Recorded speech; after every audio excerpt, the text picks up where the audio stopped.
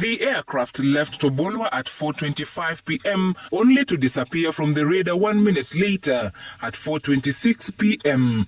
It is at this very moment that investigators believe the craft.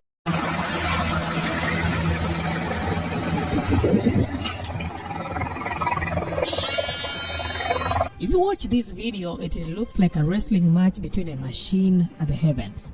In this grainy clip, an Airbus helicopter H125 is struggling to gain altitude against heavy winds and a downpour. For several seconds, the aircraft is seen fighting the weather conditions before it lost the battle and crashed into the forest.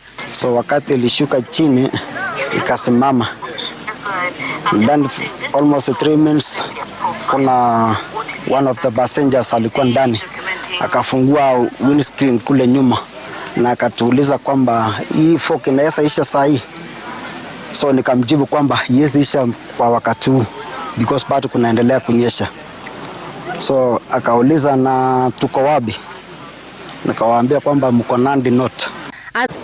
On the government's commitment to air transport safety and request the patience of the public as we await for the investigation report. So there was a challenge on bad weather.